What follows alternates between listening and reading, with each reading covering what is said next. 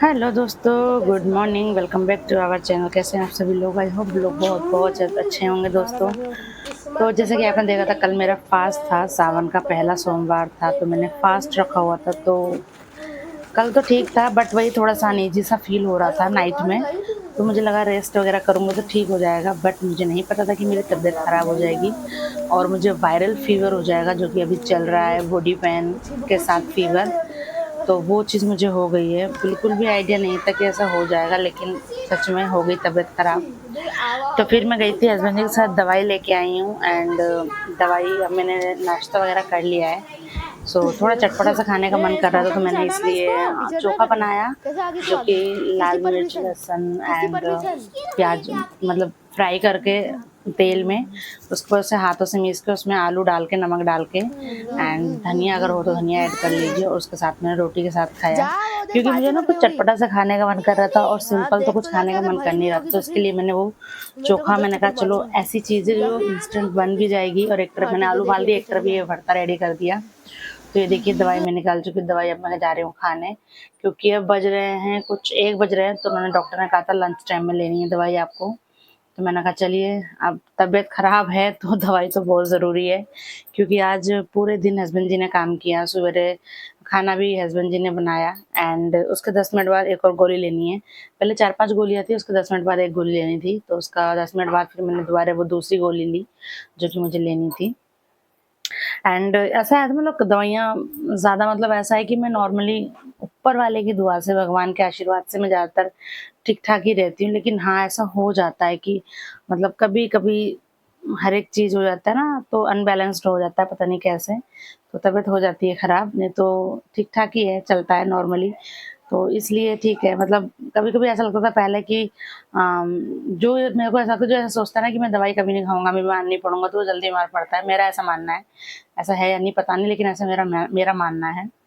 तो मतलब मेरा ऐसा है कि ठीक है यार, लाइफ के ये भी एक पार्ट्स होते हैं एंड ये भी होता ही है। जैसे हर एक चीज़ होती है लाइफ में, इसी तरीके से ये भी होता है। एंड सबसे बेस्ट पार्ट ये है कि पहले बीमार पड़ती थी ना, मैं तो पहले रोती थी मैं। ये बात में एक डार्क सीक्रेट है जो आप लोगों से शेयर कर रही हूँ मेरा। मैं बहुत रोती थी, क्योंकि मेरे हस्बैंड ना मतलब उस चीज़ को लेके सपोर्ट नहीं करते थे। मतलब जैसे मैं बीमार पड़ गई तो वो और गुस्सा दिखाते थे, केयर नहीं करते थे। वो मतलब एकदम, मान लो मैं बीमार पड़ी तो ज़ाहिर-सी बात है मैं कुछ कर नहीं पाऊँगी।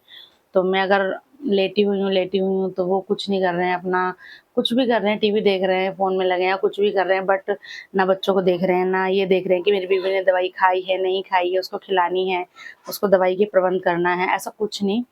एंड वो वेट करते थे कि मैं ही उठूँ, मैं ही उठ के बनाऊँ, ऐसा था। तो हमारे बीच में बहुत इश्यूज़ फिर होते थे, क्योंकि मुझे सच में बहुत गुस्सा आता था कि जब मैं ठीक हूँ, मैं सबके लिए करती हूँ, मैं सबके लिए करती हूँ, लेकिन जब मैं ठीक नहीं हूँ, तब मुझे किसी की ज़रूरत है और कोई ना करे तो कितना फ़ील होता है ये चीज़। तो मतलब इस बात पे हमारी काफ़ी लड़ाइयाँ होती थी। और फिर हमारे जो फादर इन लॉ हैं, तो हमारा ऐसा था ना कि हमारी जब भी लड़ाई होती है, तो हमारे फादर इन लॉ एक गाइडेंस के तौर पे मतलब वर्क करते हैं। दोनों को समझाते हैं, जिनकी गलतियाँ होती हैं, उनको बताते हैं, उनको समझाते हैं। सही गलत जो भी हमें बताते हैं, मतलब वो कि हाँ, तुम अपने अंदर ये ठीक करो, तुम अपने अंदर ये ठीक करो। हम अपनी वो प्रॉब्लम्स ठीक करते हैं। तो फिर ऐसे कर के मतलब उस टाइम पे उन्होंने उन्हें समझाया कि देखो ये तुम्हारी वाइफ़ है, अगर ये तुम्हारा करती है, तो जब इसको प्रॉब्लम होगी तो तुम्हें ही करना है, तो तुम ऐसे अपनी ज़िम्मेदारियों से भाग नहीं सकते। तो कुल मिला के ऐसे समझाया, समझाने के बाद चीज़ें नोट मतलब सो नॉर्मल सी होती गई। एंड उसके बाद फिर धीरे-धीरे मेरे हस्बैंड सँभल गए और अब वो केयर करते हैं। तो आज उन्होंने खाना बनाया, टच वुड भगवान किसी की नज़र ना लगे। मैं ये चाहती हूँ कि वो ऐसे ही बने रहें, और सबके पार्टनर, ऐसा नहीं मेरे पार्टनर, मेरा ये सोचना है कि सबके पार्टनर सबकी एक-दूसरे की हेल्प करें, एक-दूसरे की मदद करें, उससे कितनी हेल्प मिलती है एक वाइफ़ को। मतलब ऐसा है, देखिए नॉर्मल डे में आप कुछ मत करो चलेगा, वो हँस-हँस के करेगी, क्योंकि उसे ज़रूरत नहीं है। बट जब उसे प्रॉब्लम है, तब आपको थोड़ा-सा उसको हेल्प करना पड़ेगा, थोड़ा-सा आपको उसको केयर करना पड़ेगा, थोड़ा-सा उसको अटेंशन देना पड़ेगा, जिससे वो अपने आप को एकदम अच्छा फ़ील करे एंड उसको ये हो कि हाँ, मुझे अपनी फैमिली के लिए ठीक होना है। तो मतलब ऐसा मेरा था, तो उस टाइम मुझे बहुत रोना आता था। मैं बीमार पड़ी रहती थी, लेकिन मुझे सबसे ज़्यादा बुरा लगता था ये कि मैं तो बीमार हूँ, तो मैं तो अभी कुछ खाने-पीने की हालत में नहीं हूँ। मिल गया तो ठीक, नहीं मिला तो भी ठीक, ऐसी स्थिति होती है बीमार इंसान की तो।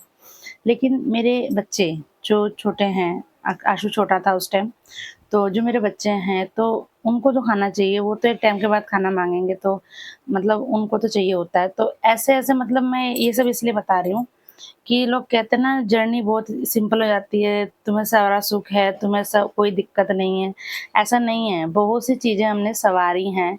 ऐसा नहीं है कि ससुराल में आके या शादी के बाद परोसी-परोसाई चीज़ें मिल जाती हैं आपको, संघर्ष आपको करना पड़ता है। मैं ये नहीं कहूँगी कि बुरे होते हैं ससुराल वाले, मगर हाँ, मैं इतना कहूँगी दोनों की सोच मिलने में टाइम लगता है और उसी में वो जब सोच नहीं मिलती है ना तब एक दूसरा इंसान बुरा लगता है।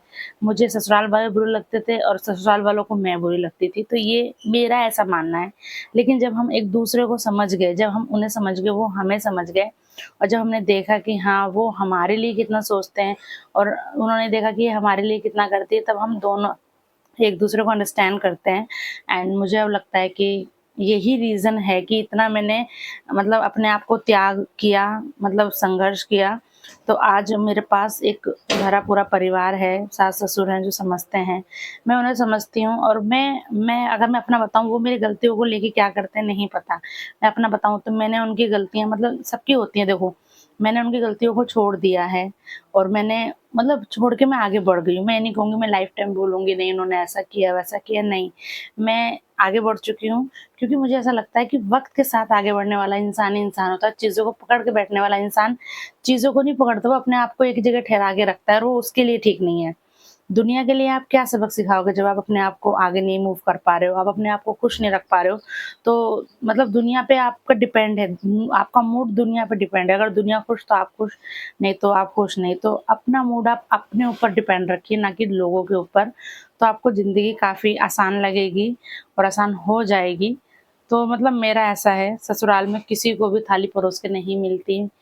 मेरी बहनों, जो भी मेरी वीडियोज़ देखेंगी ये समझ जाइएगा, संघर्ष सबको करना होता है और ऐसा नहीं है कि आप मायके में रह के संघर्ष आपने नहीं किया होगा, मगर वो भी संघर्ष था बट उस टाइम पे आपको फ़ील इसलिए नहीं हुआ होगा क्योंकि उस टाइम पे आपकी अपनी लाइफ़ थी, आपको कोई बोलता भी था तो ऐसा लगता था मम्मी ही तो है, बोल दिया तो क्या हो गया? मगर वही बोल, वही शब्द ससुराल में जाके पता नहीं क्यों कांटे की तरह चुभते हैं। मुझे नहीं समझ में आता रीज़न क्या है बट ये हकीकत है। तो हो सकता है कितने लोगों मेरी बात बुरी भी लगे, अच्छी भी लगे या ना भी अच्छी लगे, लेकिन मुझे ऐसा लगता है कि ये सच है। तो अपने बस मैं इतना कहूँगी सब्र रखो, अपना काम करो, अपनी तरफ से मतलब लॉयल रहो, किसी को शिकायत का मौका ना दो। बाकी गलतियाँ आप नहीं करोगे ऐसा नहीं है, गलतियाँ सब करते हैं और गलतियों करने का राइट सबको है, मगर अच्छी बात ये है कि इंसान अपनी गलतियों से सीखे और आगे उसे रिपीट ना करने की सोचे।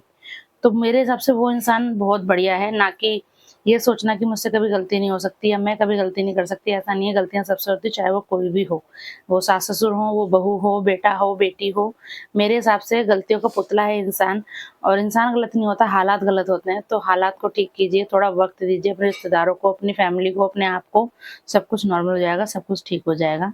So thanks for watching. आप लोग को वीडियो पसंद आए तो लाइक, शेयर, कमेंट कीजिए। ओके दोस्तों, बाय-बाय और मैं बनवा रही हूँ चटाई 2 साड़ियों से, साड़ी मैंने दोनों दे दी, देखो चटाई वाले अंकल आए हैं। तो जब चटाई बन के रेडी हो जाएगी तो मैं आप लोगों को दिखाऊँगी अगले वाले मतलब अगले नहीं 2-4 ब्लॉग के बाद। ओके, सो बाय-बाय दोस्तों, मिलते हैं नेक्स्ट ब्लॉग में। वीडियो पसंद आए तो लाइक, शेयर, कमेंट कीजिएगा। बाय-बाय।